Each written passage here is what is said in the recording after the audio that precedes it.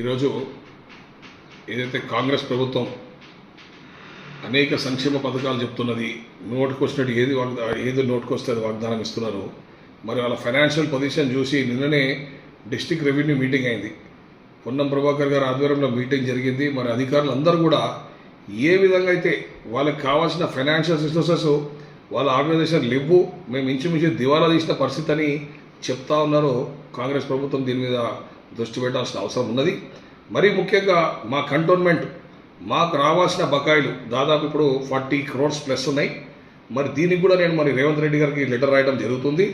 మరి తొందరగా వెంటనే దీన్ని చెల్లించి ఇక ముందు గతంలో ఏదైతే తెలంగాణ ఫార్మేషన్ కన్నా ముందు ఏదైతే ఉండేనో మాకు ఇక్కడ సబ్ రిజిస్టర్ ఆఫీస్ నుంచి డైరెక్ట్గా మాకు ఫండ్స్ రూట్ చేసేటట్టుగా మేము ఆయన డిమాండ్ చేస్తున్నాము. మరి లేకపోతే మాకు ఆల్రెడీ కోర్ట్ డైరెక్షన్ ఉంది, మాకు 33 crores బ్లాంకెట్ శాంక్షన్ ఉంది.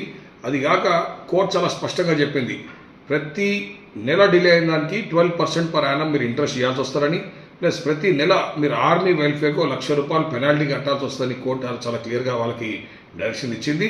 మరి ఆ కోర్టు కేసు బేస్ చేసుకుని మేము మళ్ళీ ఒక రిమైండర్ లెటరు రాష్ట్ర ప్రభుత్వానికి అదేవిధంగా ఫైనాన్స్ ప్రిన్సిపల్ సెక్రటరీకి రాస్తున్నాము. మరి తప్పకుండా ఒకవేళ కాకపోతే అతి తొందరలో కోర్టుని ఆశ్రయిస్తాం.